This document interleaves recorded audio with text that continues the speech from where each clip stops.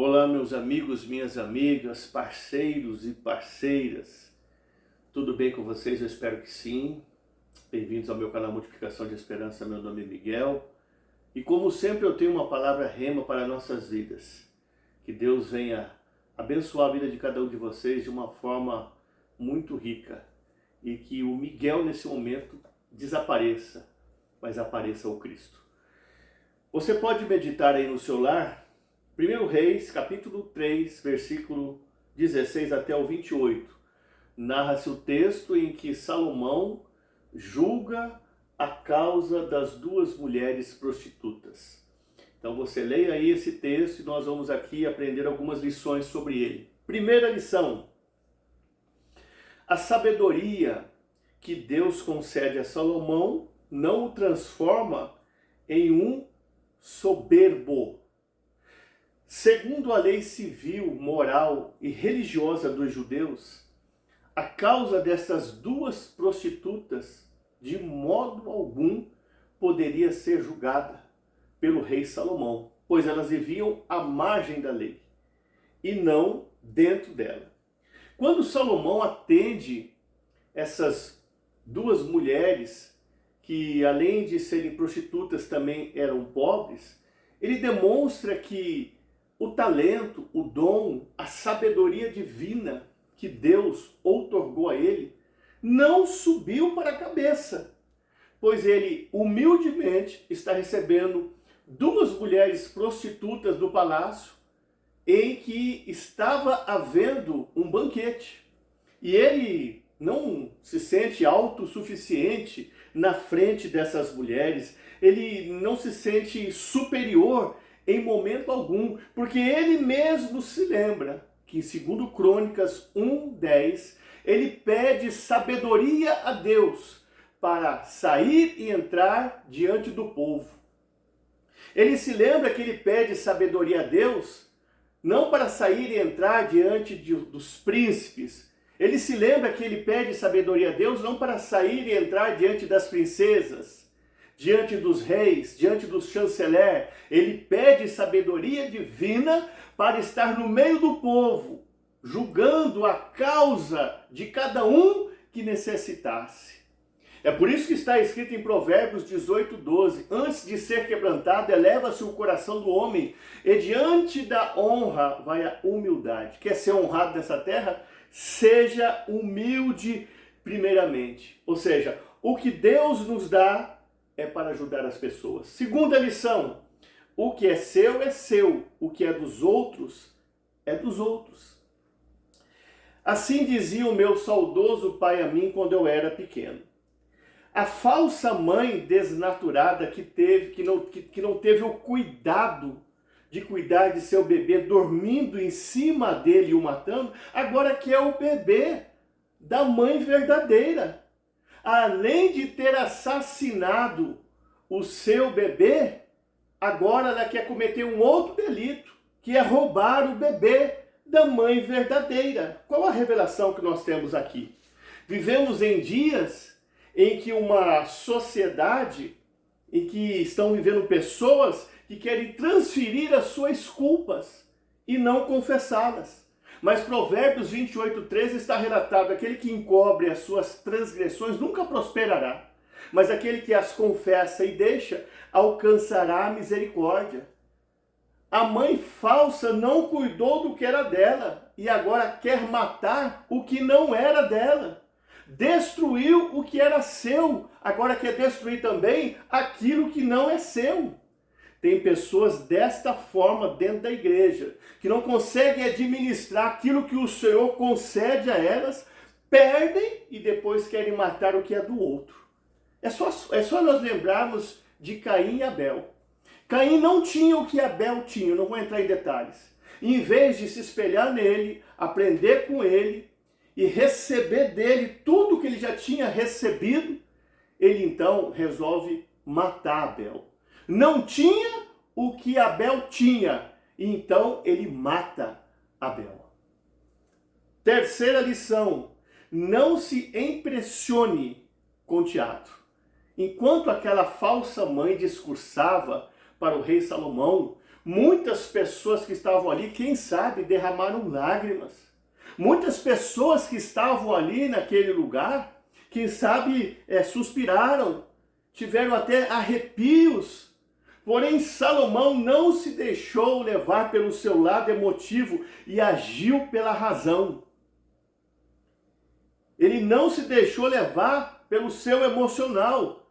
Ele age então ali pelo espírito naquele momento.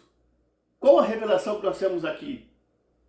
Cuidado com as pregações bonitas de falsos profetas que tocam a alma, mas não ministram a salvação. Cuidado com as pregações bonitas de falsos profetas que tocam a alma, mas não bradam para ter arrependimento.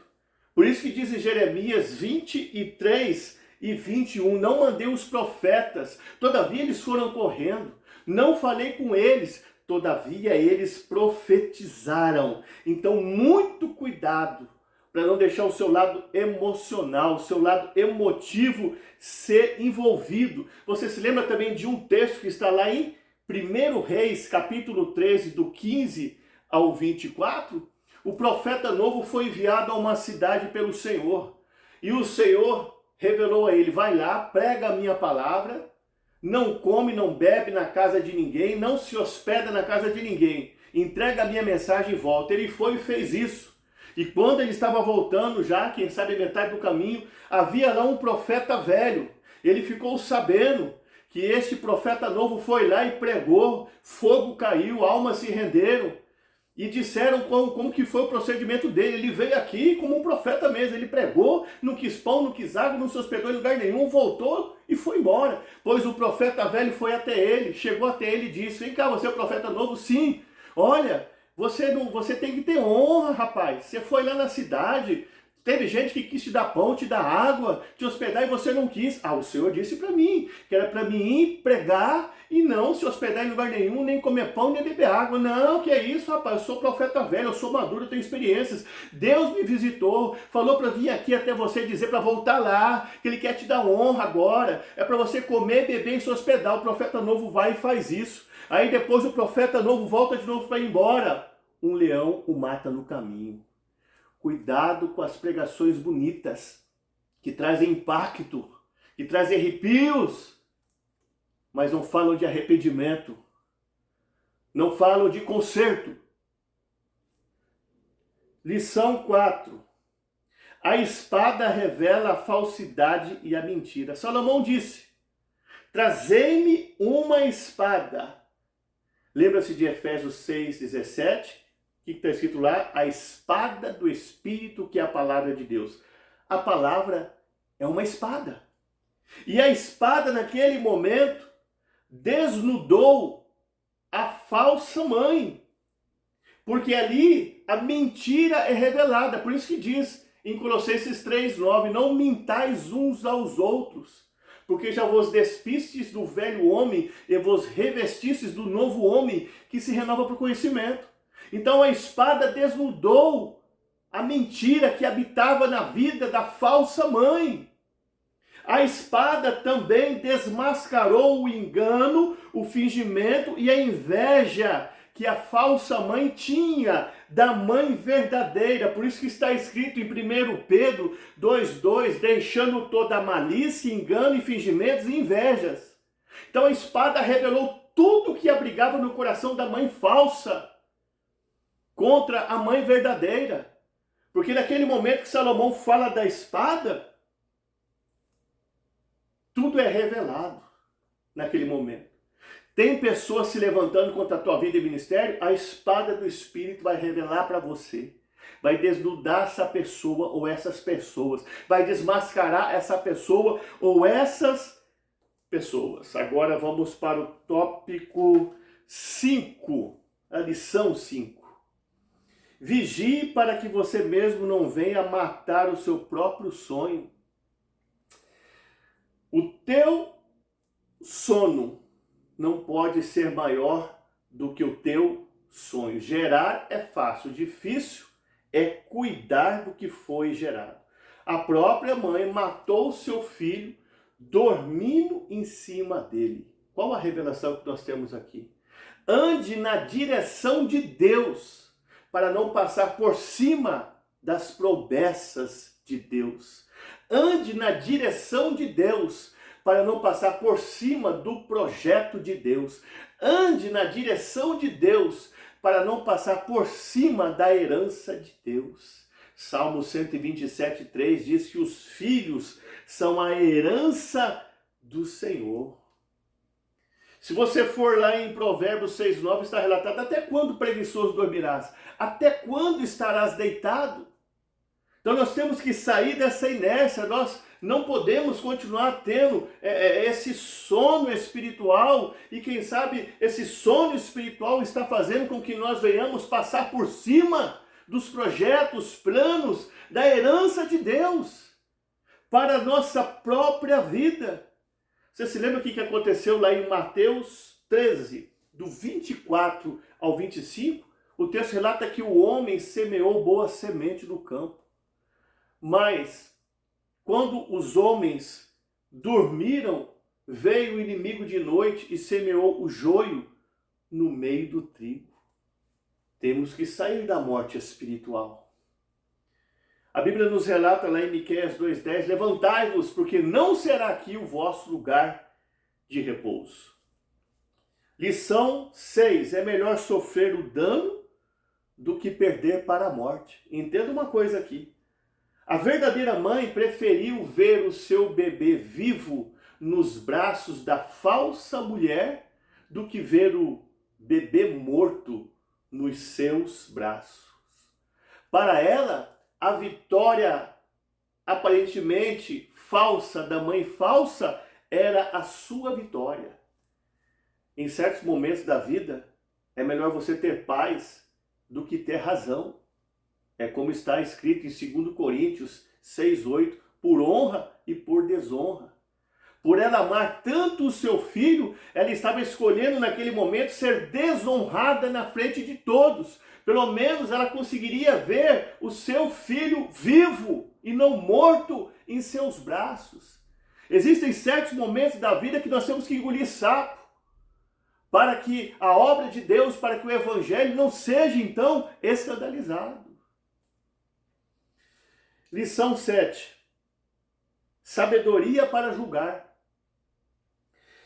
Salomão não deixou que o seu lado emocional, vou dizer mais uma vez aqui, fosse atingido pelo falso discurso da mãe falsa.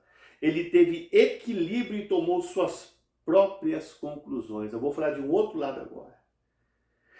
Tem pessoas que passam a ter mau juízo de outras pessoas só porque ouviram falar mal delas. Tem pessoas que não vão à igreja porque ouvem falar mal dos crentes. Tem pessoas que não congregam em lugar nenhum só porque ouviram falar de um mau testemunho de um crente. Isto é veredito precipitado. Salomão não é atingido pelo seu emocional quando a mãe falsa discursa. Ele tira suas próprias conclusões, ele age pela razão, ele age pelo espírito. O emocional ele deixa de lado. E eu quero te falar de um texto para você entender mais do que eu estou falando. Se você for em João 1,46, Filipe vai e prega para Natanael, falando sobre Jesus. Natanael diz assim: poderia vir alguma coisa boa de Nazaré?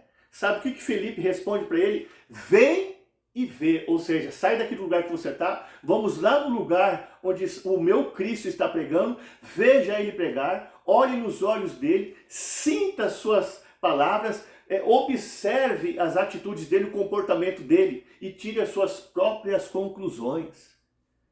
Pare de dar veredito falso. Você não é piolho para ir pela cabeça de todo mundo. Tire as suas próprias conclusões. Examine. Conviva um pouco com a pessoa. Procure saber quem é a pessoa de verdade. Então, esta é a 7ª lição. 8ª lição. Ninguém quer o morto. Nenhuma das mães queria o filho morto. Só a igreja quer o que é morto. Só a igreja quer aqueles que têm problemas com drogas. Só a igreja quer aqueles que estão escravizados pela bebida. Só a igreja quer as prostitutas. Só a igreja quer os mendigos. Só a igreja quer aqueles que estão rejeitados, que foram jogados ao léu da vida. É só a igreja que quer. O que a sociedade rejeita, a igreja recebe. O que nós temos que rejeitar, na verdade, é essa geração pós-modernidade, que só quer o que é limpo, o que é puro, o que está em bom estado, o que está cheio, o que é perfeito. É isso que nós temos que rejeitar. Essa geração está comparada lá com Provérbios 30:12. É uma geração cuja é limpa aos seus próprios olhos, mas que nunca foi lavada da sua imundícia. É essa geração pós-modernidade que nós temos que rejeitar, que nós temos que deixar de lado. Vou falar de um texto aqui, 2 Reis, capítulo 4, fala da mulher viúva que vai atrás de vasos vazios, coloca dentro da casa dela e enche esses vasos, até acontecer um milagre.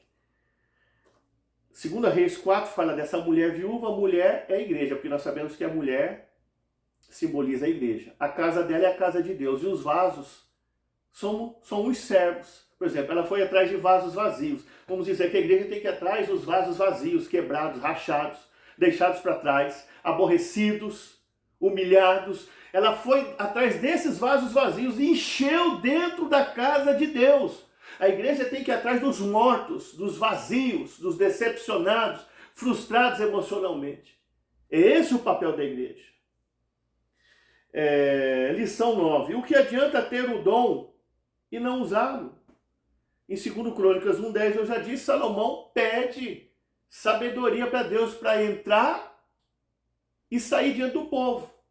E agora ele se vê numa situação delicada e complicada. O que ele faz? Ele aciona o dom que ele tem da sabedoria para resolver essa situação em que ele se encontra ali com duas mulheres, com esta causa da qual nós estamos falando. Agora, o que adianta você ter o dom e não usar o dom?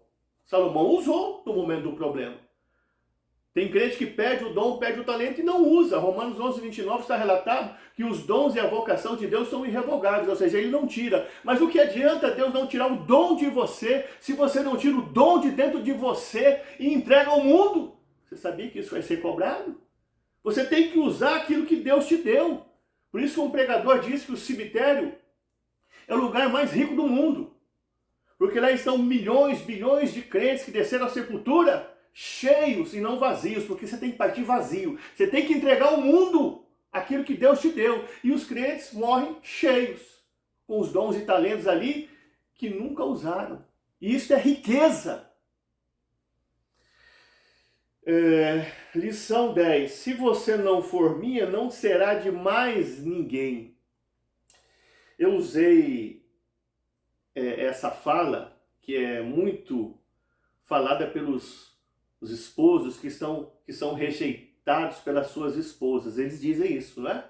Se você não for minha, não será de mais ninguém. Então eu usei esse termo para expressar o que a mãe falsa disse à verdadeira mãe quando Salomão tirou a espada e disse que ia cortar a criança no meio. A mãe verdadeira disse, não, entregue o bebê vivo a essa mãe. A mãe falsa disse o quê? Não, nem meu nem teu, corta no meio. Então eu vejo que a mãe falsa, na verdade, não queria aquele bebê para suprir a tua carência, porque ela não derramou uma lágrima pelo teu filho. O que aquela mãe falsa queria então? Ela queria o que era da outra. Entendeu? É assim que é na igreja. Se um crente está aqui, se ele não tem prosperidade, o outro não pode ter. Se ele não está conquistando as promessas, o outro não pode conquistar as promessas também. Se ele não tem um avivamento no seu ministério, o outro, a outra não pode ter um avivamento no seu ministério também. Se ele não tem uma casa boa, o outro, a outra não pode ter uma casa boa. Se ele não tem um carro bom, o outro, a outra não pode ter um carro bom. Se o ministério dele não está impactando, o ministério do outro, da outra não pode impactar também. É como a mãe falsa disse para a mãe verdadeira, nem meu nem teu. Ou seja, se eu não posso ter, você não vai ter também. Ela não estava se importando com a criança. Ela queria o que era da outra. Décima primeira lição. Não alimente o que está morto. A mãe verdadeira, quando se levantou para dar leite ao seu filho, não pôde, porque ele estava morto. Qual a revelação que nós temos aqui? Muitos dentro da igreja estão alimentando o que já está morto. Um relacionamento que aconteceu. E a pessoa está até hoje tendo esperança de que vai ser reatado. Um casamento que já se foi. Até hoje a pessoa alimenta no coração aquele desejo de ver o casamento já ainda reatado. Uma empresa que se fechou, a pessoa alimenta no coração que essa empresa vai abrir de novo. Contas que você não recebeu, você alimenta no coração que vai receber ainda. Tem promissória, tem cheque aí. Isso daí é coisa morta. 2024, Deus tem coisas novas para cada um de nós. E eu termino com Isaías 42:19. Eis que as primeiras coisas já passaram, e coisas novas vos anuncio. E antes que venha a luz, vos faço saber. Que essa mensagem fique no seu coração.